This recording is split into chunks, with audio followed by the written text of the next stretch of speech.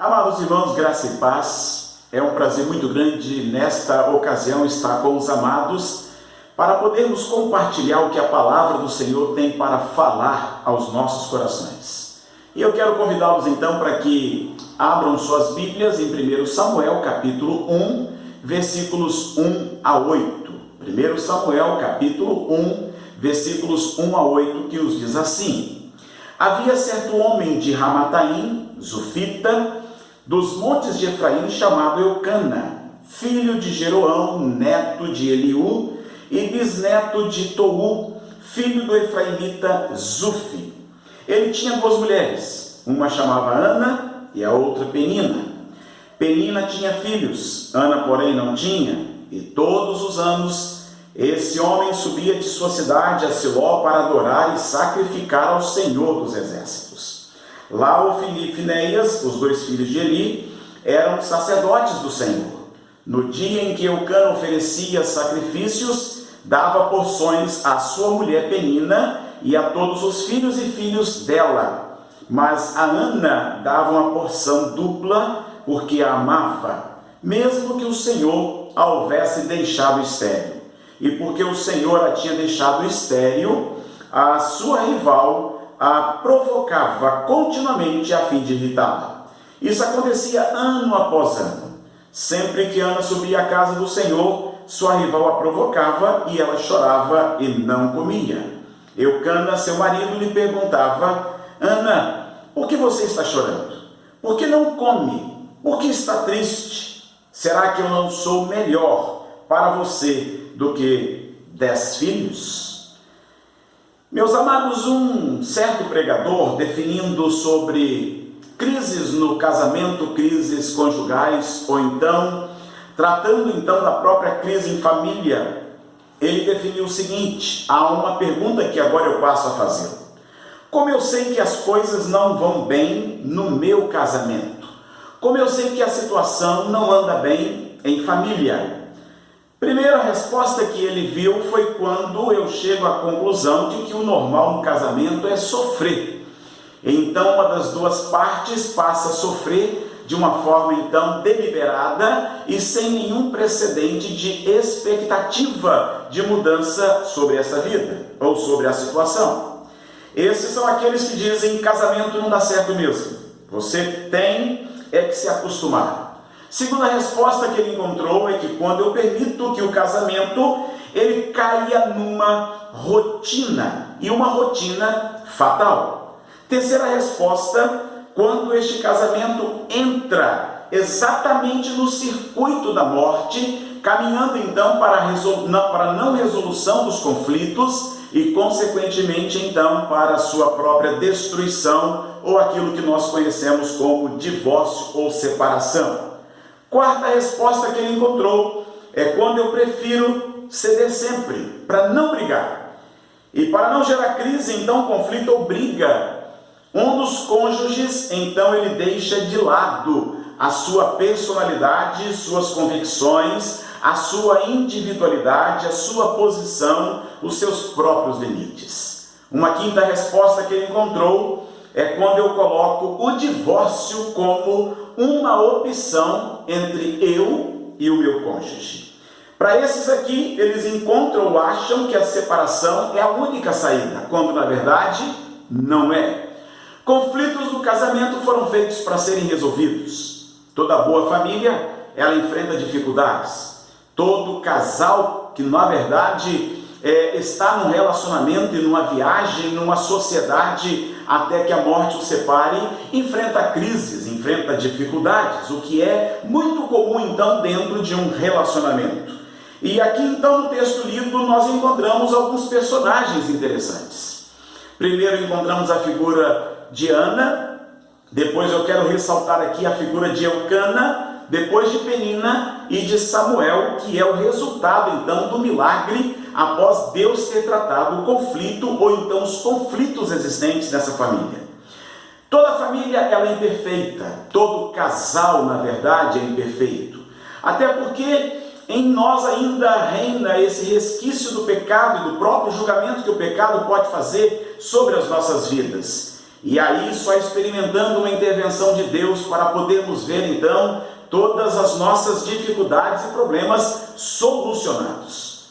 Uma família aqui no capítulo 1 está composta de Eucana, cujo nome significa Deus criou, pai de Samuel, seu nome então é Deus, cujo pai era Jeroão, que aqui também traduzindo para o português que mostra piedade, portanto avô de Samuel, cujo bisavô então aqui chama Eliú, também a tradução dele, ele é meu Deus. O trisavô era Tou, cuja tradução é humilde, e o tataravô era Zufi, que traduzindo também para o nosso português do hebraico é favo de mel.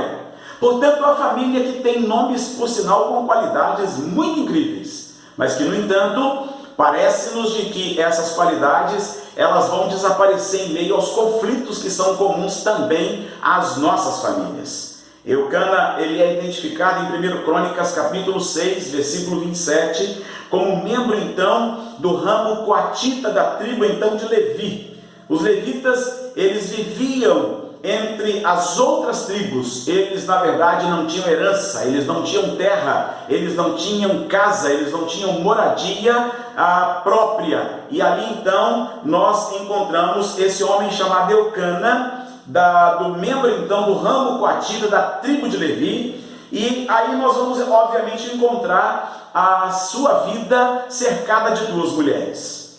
Logicamente, nesta altura do campeonato, muitos aqui vão questionar por que duas mulheres, mas se nós observarmos o contexto da época, o contexto oriental, é muito importante lembrar que Deus ele não permitia a bigamia.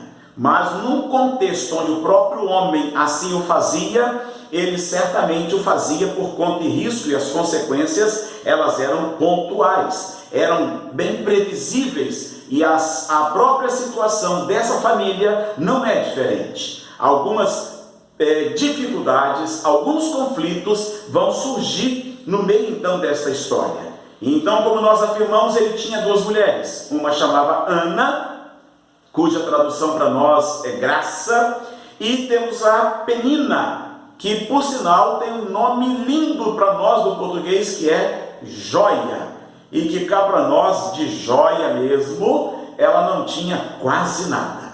Se você acompanhar a história aí, você vai ver que o que eu estou falando é a mais pura verdade.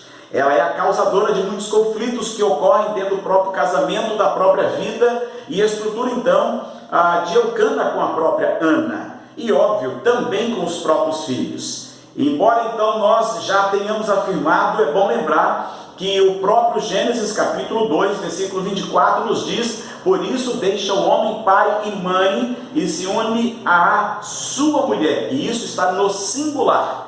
Ela era tolerada, embora nunca tenha sido aprovada em Israel esta poligamia que já acontecera aí com vários homens e personagens então da nação de Israel.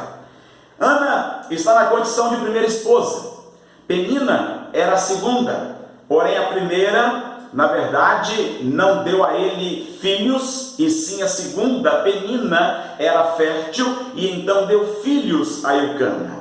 E eu quero compartilhar com vocês nesta noite, meus amados, sobre os problemas vistos aqui então na própria família de Eucana, que gera para nós então alguns fatores muito interessantes para experimentarmos a restauração de Deus dentro dos conflitos em nossos casamentos e também nas nossas famílias. Por isso então, ao olhar para a vida da família de Eucana, eu convido você então a meditar comigo sobre este tema, experimentando a restauração de Deus em nossos casamentos e em nossas famílias. O que eu devo fazer para experimentar isso? Em primeiro lugar, é preciso reconhecer os problemas. Os versos 5 a 7 nos diz: mas a Ana dava uma porção dupla porque a amava, mesmo que o Senhor a houvesse deixado estéril. E porque o Senhor a tinha deixado estéril, sua rival a provocava continuamente a fim de irritá-la. Isso acontecia ano após ano, sempre que Ana subia à casa do Senhor, a sua rival a provocava e ela chorava e não comia. Nós estamos dizendo aqui, meus amados, da necessidade de identificar os problemas que existem dentro de uma casa. Não necessariamente de falarmos de poligamia, porque sabemos muito bem que o Senhor condena, e já está isso mais do que claro, trazendo à nossa vida aqui a oportunidade maior ainda de podermos não somente implantar, mas viver a fidelidade da aliança de um para com o outro e nossa para com Deus. Nós não somos perfeitos, e isso é verdade. Como também Eucana, Ana, Penina, eles não eram perfeitos. Mas quando nós olhamos para o nosso casamento, nós muitas vezes casamos para sermos felizes, ao invés de tornarmos o nosso cônjuge feliz. E nessas perspectivas,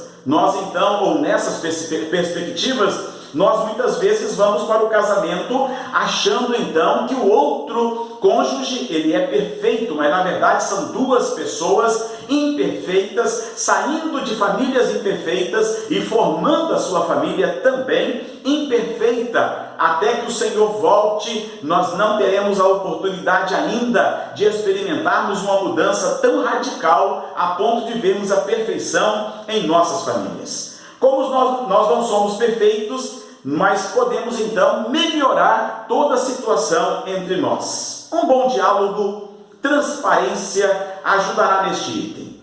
E o que está te prejudicando?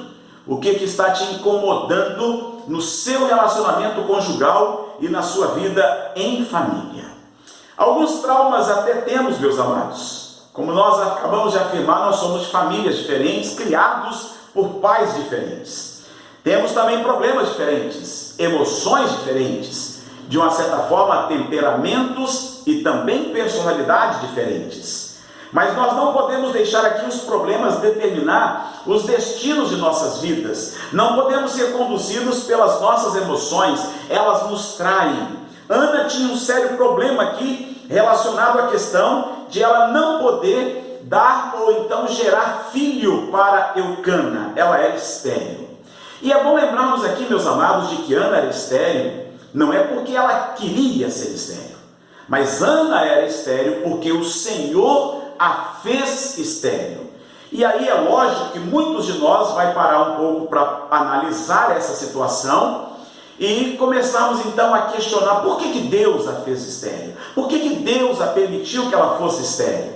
E eu gostaria que nesta noite, ou nesta ocasião, neste momento, você parasse um pouco para refletir de que há muitos conflitos, muitas situações em nossas vidas que Deus permite para que exatamente nós sejamos lapidados, trabalhados por Ele, e mais ainda para que o último ponto da nossa meditação, nesta ocasião, faça o efeito sobre nós, que é Deus realizando milagres em nossas vidas, em nossos casamentos e em nossas famílias. Ao olhar para esse termo, ainda mesmo que o Senhor a houvesse deixado estéril, podemos ver ali uma mulher frustrada.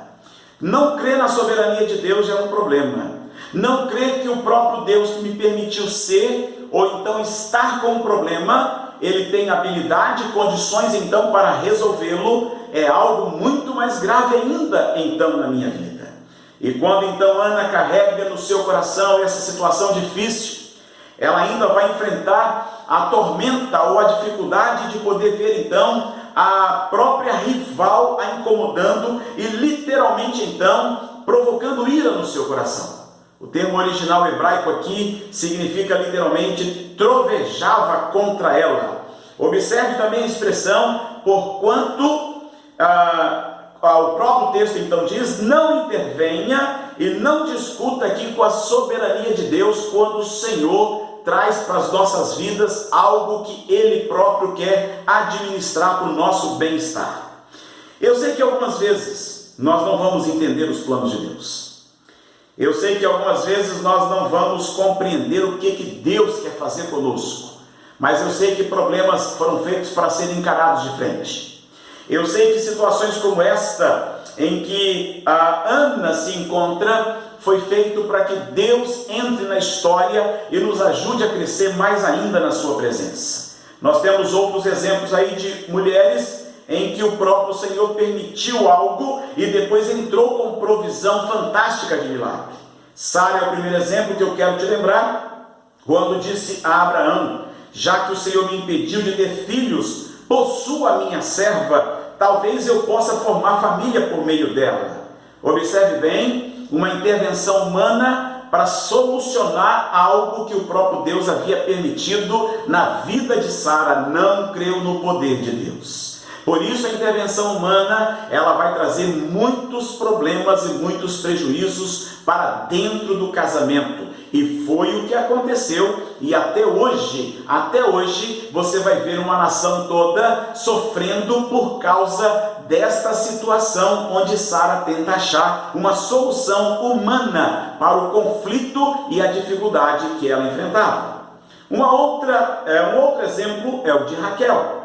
Quando Raquel viu que não dava filhos a Jacó, teve inveja de sua irmã, por isso disse a Jacó: dê-me filhos ou morrerei. Jacó ficou irritado e disse: por acaso estou no lugar de Deus, que a impediu de ter filhos? E aqui, meus queridos, a gente começa a perceber que quando não se tem algo em família, pode ser filho, pode ser um corpo excelente, pode ser beleza desejada, pode ser bens materiais e muitas outras situações. Na verdade, toda e qualquer situação que nós enfrentarmos em termos de conflitos, sejam eles internos ou então com o outro, nós precisamos literalmente entregá-los nas mãos do Senhor e crer na sua soberania, ao invés então de nós procurarmos jeito para podermos resolver. E quando então a palavra de Deus nos diz que Ana se sentia irritada e chorava muito, ela não comia, ela passou então a colocar a sua vida diante do Senhor e a clamar e a chorar aos pés do Senhor, para que então aquela situação fosse resolvida. E Deus vai dar a ela a graça de poder então gerar filhos e abençoar não somente a sua vida, não somente a vida de Eucana, mas também do casamento deles. Mas em segundo lugar, é preciso tratar os problemas para experimentar a restauração de Deus em nossas vidas. O verso 8 diz que Eucana, seu marido, lhe perguntava: Ana, por que está chorando? Por que não come? Por que está triste? Será que eu não sou melhor para você do que 10 filhos? A expressão coração triste reflete aqui raiva e não tristeza. Não adianta, meus amados, tapar o sol com a peneira, diz o ditado, não é verdade? Se o problema existe, nós temos que encará-lo de frente. E se nós então identificamos o conflito e o problema, nós temos que então agora procurar meios para exatamente resolver esses problemas, ou seja, tratar o problema e nunca perder a esperança. Talvez você esteja como Israel, esperando a cura e restauração, e ela ainda não veio. Mas é preciso esperança, conforme Jeremias 8, 20 a 22, que se aplica ao nosso coração também. Passou a época da colheita, acabou o verão e não estamos salvos. Estou arrasado com a devastação sofrida pelo meu povo. Choro muito e o pavor se apodera de mim. Não há bálsamo em Gileade, não há médico. Por que então não há sinal de cura para a ferida do meu povo?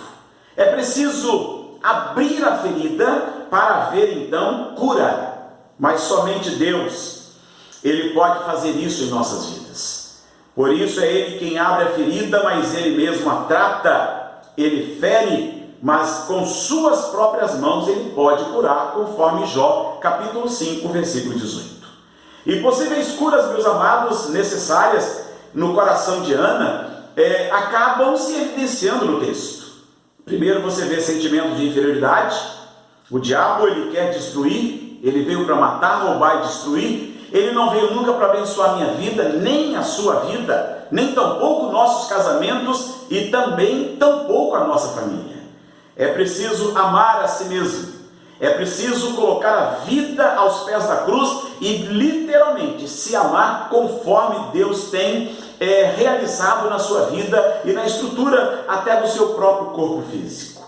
Ninguém te amará em seu lugar. E eu costumo até brincar que se eu não me amar, como é que eu vou conseguir então amar outra pessoa? Mas amar a mim do jeito que eu sou, e aí obviamente eu fico me avaliando do jeito que eu sou. Eu sou filho então de um pai negro, dá para ver aqui pelos traços, não é verdade? O cabelo também fica evidenciado isto, um nariz um pouco mais avantajado, e filho então de uma mãe branca, baixinha. Eu peguei tudo ao contrário. Peguei então do meu pai, que era alto, não a altura, mas sim o cabelo ruim, de uma certa forma é isso que eu posso dizer, não entra nem água, e um nariz um pouco mais largo, avantajado, literalmente de negro, e meu pai era negro, porque ele já faleceu há 20 anos, e minha mãe baixinha, branca. Resultado, eu peguei tudo ao contrário dos dois em termos de situações negativas, digamos assim, mas eu peguei qualidades também. Então, por isso, eu preciso me amar. E é nessa perspectiva que eu me coloco muitas vezes dizendo que o sentimento de inferioridade, ele traz problemas para mim, mas traz problemas também para o meu relacionamento com a minha esposa, com a minha família. Consequentemente, então, toda uma casa fica azeda, porque eu não me amo e eu não estou satisfeito nunca comigo mesmo. Reconheça o seu valor. Você e a esposa, você e o esposo, você e os filhos precisam ocupar o seu lugar diante de Deus. E logicamente, aceitando então os seus defeitos, aceitando então as suas dificuldades, apresentar diante do Senhor as suas qualidades e dizer para Deus: Deus, me use, me dê o privilégio de me amar e de ser uma bênção na vida do meu cônjuge e dos meus filhos, para a glória do seu nome. Não deixe o diabo destruir sua vida física, emocional e tampouco espiritual. Segundo problema que certamente ali havia na vida de Ana era a questão de perdoar. Perdoar primeiramente Penina, porque a situação de toda raiva, de ira, era provocada por Penina. Mas eu creio, meu amado, que quando nós não perdoamos, nós é que acabamos ficando refém, na verdade, de nós mesmos e do ódio que nós alimentamos em nosso coração. Os conflitos que nós temos entre casais, entre família, eles precisam ser resolvidos principalmente com perdão.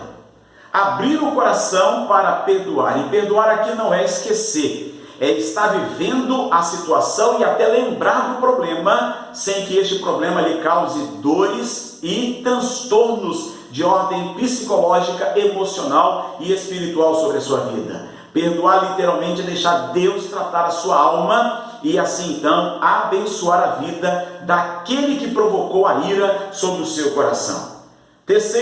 A terceira situação que a gente pode dizer é a falta de postura de Eucana. Porque apesar dele falar isso para Ana, eu não sou melhor do que 10 filhos, lógico que não é. Filho é filho, marido é marido. Cada tipo de amor e relacionamento são diferentes. E aqui não há o que questionar, especialmente quando nós falamos que Eucana ele falhou muito com o propósito dele com relação ao sacerdócio, de colocar então Penina no seu devido lugar. E ali então ele falha de uma forma tremendamente grosseira com Ana, apesar dele mesmo, e o texto nos dizer que ele amava a Ana de tal forma que dava a ela então porção dupla para ela oferecer em sacrifício. E aí, certamente, meus amados, nós temos um outro conflito aí, que é o quarto. Quando você vê a dúvida se Eucana amava mesmo ou não dentro dessa situação. Eu não posso gerar filhos para Eucana, está o coração aqui da própria Ana reclamando, e certamente o problema estava estabelecido. Muitas vezes nós não tratamos os problemas e entramos então na rotina de achar que está tudo bem. E quantas vezes nós não tratamos os problemas também e jogamos para debaixo do tapete e então protelamos a solução para eles. Todo casamento exposto a um grande período de rotina, ele vai entrar em crise. Por isso, experimente modificar, experimente transformar algumas situações do dia a dia em algo diferente para a vida de vocês. Porque aqui nós temos 2 perigos. Mas são 2 perigos pontuais também, que você mesmo é que decide se vai acontecer com a sua vida, com o seu casamento e com a sua família. Primeiro perigo, quando cai na rotina, é dizer: talvez eu tenha deixado de amar meu cônjuge. E o segundo perigo é encontrar alguém fora do casamento que reacenda o fogo da excitação e da própria paixão. E eu preciso te dizer nessa mensagem que amar é decisão, e odiar também é decisão. Deixar de amar também é decisão. Portanto, quando alguém fala, eu não amo mais meu cônjuge, eu preciso te informar aquilo que um pastor conhecido meu, chamado Reverendo Honório, ele ministrando numa boda de ouro, falou claramente para um marido que o procurou, dizendo que não amava mais sua esposa, e ele foi taxativo, como também eu sou com você nesta ocasião. O problema é seu. A questão de amar é decisão, e a questão de deixar de amar também é decisão. Reacenda o fogo da paixão, reacenda o fogo do amor. Procure então meios para resolver esses conflitos na presença do Deus Todo-Poderoso. Mas por fim, em terceiro lugar, para experimentar a restauração de Deus em meio aos conflitos, creia e experimente os milagres de Deus na sua vida, no seu casamento e na sua família. A oração de Ana, do versículo 9 a 18, revela aqui o caráter da mulher que deseja os milagres de Deus. Certamente vai revelar também o caráter do homem que quer os milagres de Deus na sua vida, na sua vida conjugal e na vida então da sua família. A sua oração é a oração de alguém que crê no único Deus que pode fazer todos os milagres na vida de nossas famílias, no nosso relacionamento conjugal. Deus respondeu a sua oração. Deus é perito nisso. Um grande problema com relação à oração, ao colocar diante de Deus, é que Deus responde à oração. E aí, a palavra de Deus nos diz que Ana deixa de ser estéril. Lembrando-se dela o Senhor, versículo 19, então lhe nasceu Samuel. Literalmente, o nome de Deus. Mas soava como aquele que foi ouvido por Deus. O nome, então, Samuel, vem do hebraico, que é Shem, de nome, e então El, que é Deus, nome de Deus. E aqui, então, o Senhor ouve a oração. E ela lhe disse, meu Senhor, juro por tua vida que eu sou a mulher que esteve aqui ao teu lado, orando ao Senhor. Era este menino que eu pedia, e o Senhor concedeu-me o pedido. Por isso, agora, eu o dedico ao Senhor. Por toda a sua vida será dedicado ao Senhor, e ali adorou ao Senhor. 1 Samuel 1, 26 a 28. Literalmente, pela luz da tua alma. Um juramento, meus amados, muito comum nesse período em que viveu aqui esta família. Assim Ana engravidou, diz 1 Samuel 1, 20, e no devido tempo deu à luz um filho e deu-lhe o nome de Samuel, dizendo, eu o pedi ao Senhor. Ana cumpre a sua promessa, ela devolve Samuel a Deus, então, na direção do sacerdote Eli.